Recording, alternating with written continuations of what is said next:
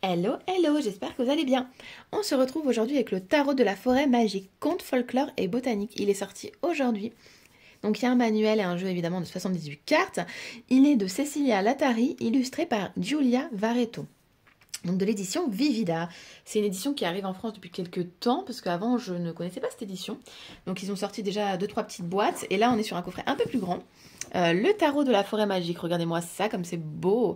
Et du coup on va retrouver, vous allez voir, du folklore, des contes évidemment de notre enfance, ou de notre adulte aussi, hein. Pourquoi que de notre enfance? Non mais oh. Moi je suis encore très friande des contes, parce qu'en fait il y a un enseignement à travers les contes aussi, hein. Tarot et contes, accompagnement, l'humanité depuis des siècles. En faisant appel à l'imaginaire par la magie du récit, ils nous entraînent dans une quête de sens au plus profond de nous-mêmes. Les contes transmettent des histoires légendaires, des savoirs antiques ou des enseignements universels.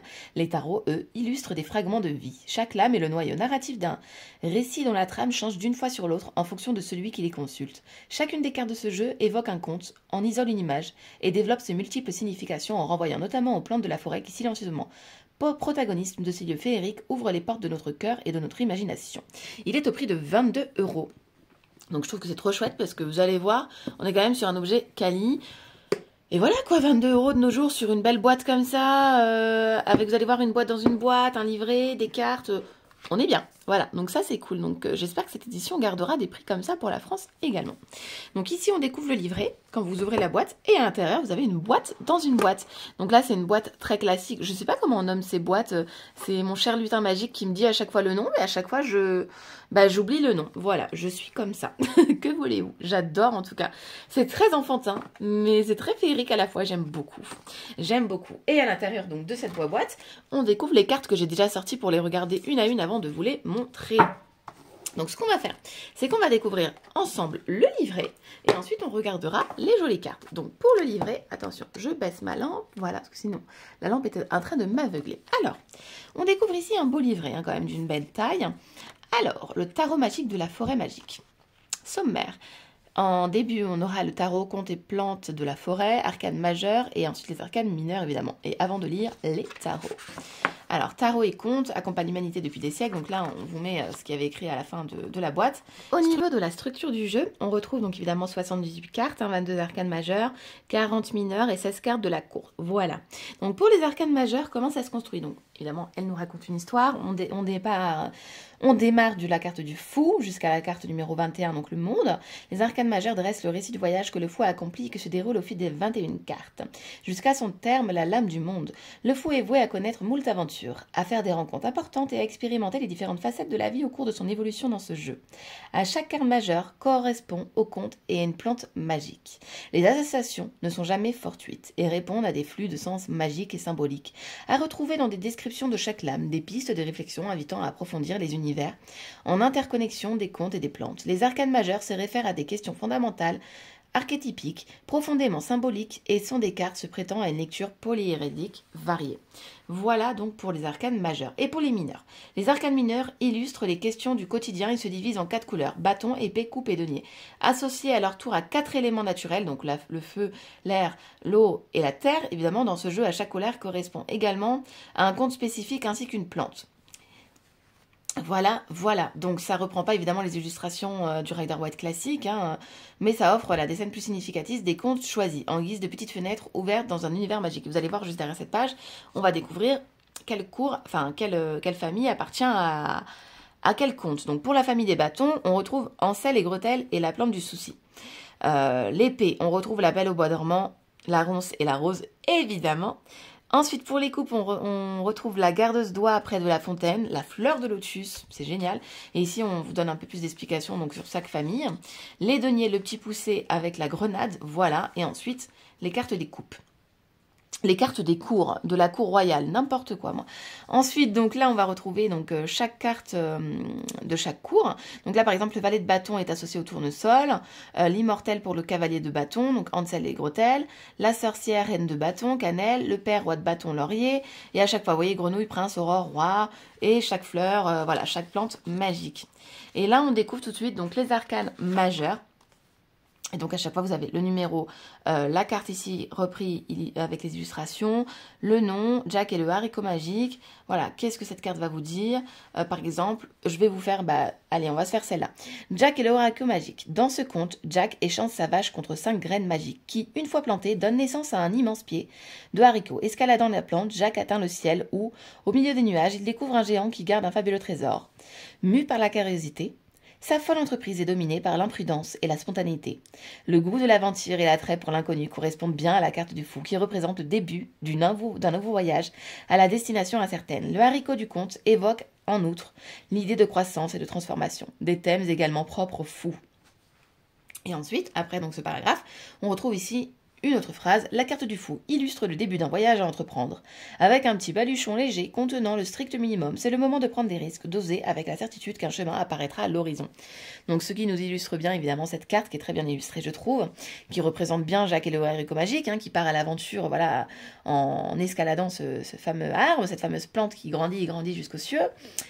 Jusqu'à un monde où il ne sait pas qu'est-ce qu'il va rencontrer, mais il y va, voilà, il y va, la carte du fou. Donc c'est génial, c'est super bien expliqué. Et ce donc pour toutes les cartes majeures. Et après, on va voir pour les mineurs, comme ça je ne vous spoil pas toutes les cartes au hasard. Le 8 d'épée.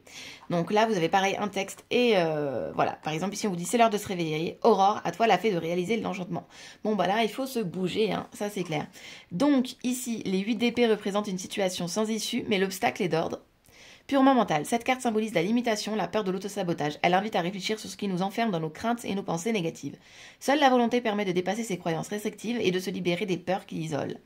Le moment est venu de changer son monde de pensée et d'emprunter la voie de la libération personnelle.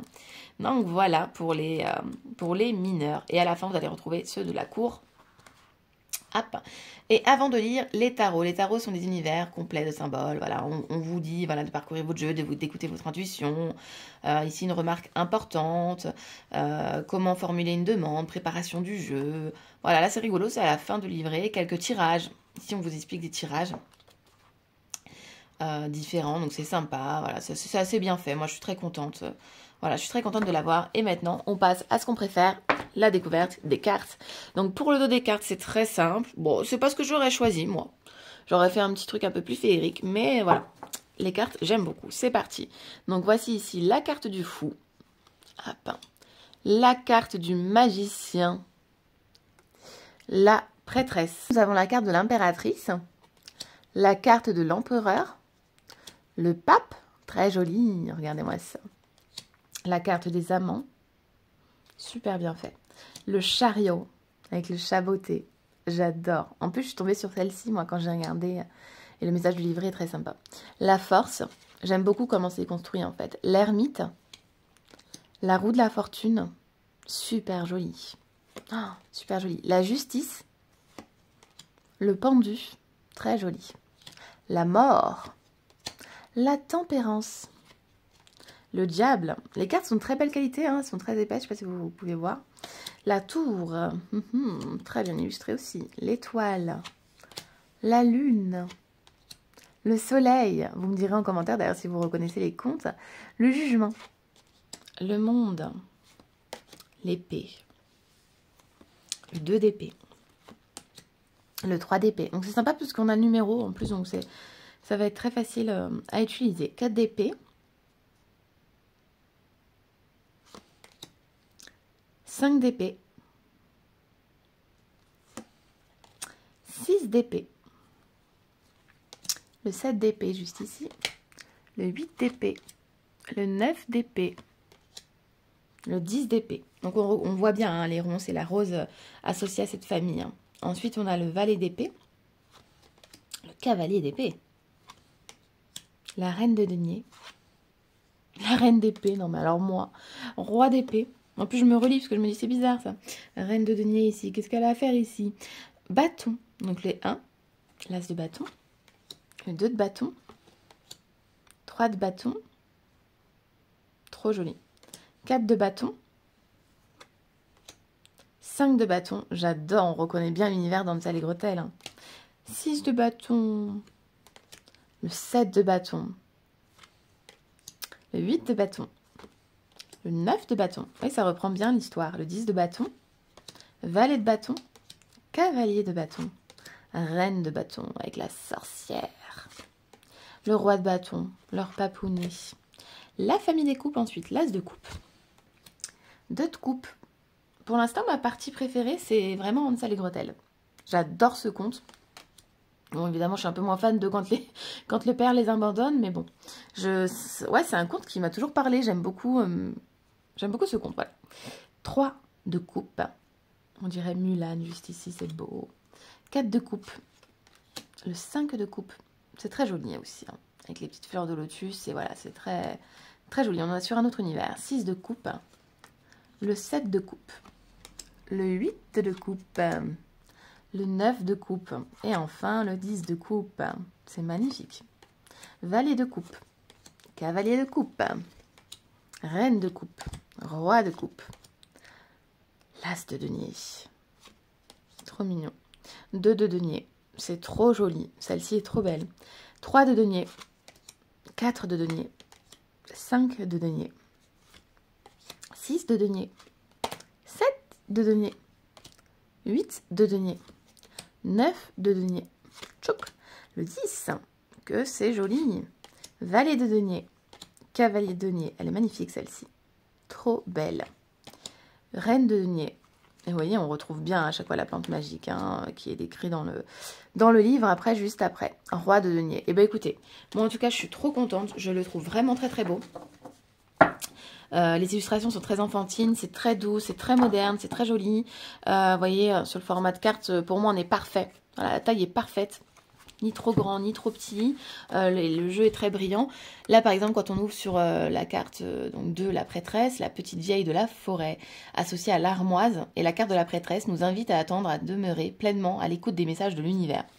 Ensuite, au hasard, l'as de denier. Caillou après caillou, le petit poussé trace patiemment le chemin du retour au foyer.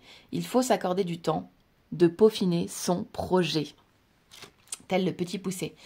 Allez, un autre. Le soleil, c'est le moment d'appeler les choses par leur nom, de dévoiler ce qui est demeuré caché. Vous voyez, j'adore, c'est super chouette, parce que du coup, on peut, voilà, utiliser son livre, pourquoi pas en livre oracle. Tiens, moi, je pense que je vais le faire aussi comme ça. En plus d'utiliser mon jeu à part, l'ouvrir au hasard. Et là, par exemple, le message de Cendrillon. Donc, soit on lit celui-ci, soit les deux. Moi, j'ai envie de lire juste celui-ci. Tirer cette carte signifie se trouver sur la bonne voie. Éclairé par son étoile, à l'abri et en sécurité. Laissez-vous guider par l'étoile. Donc, c'est super chouette. Voilà, évidemment, utilisez votre jeu hein, et allez vous référer au livret ou pas, comme bon vous semble. Voilà, moi, je suis trop contente de l'avoir. Un jeu de plus dans ma cartothèque, dans ma tarothèque.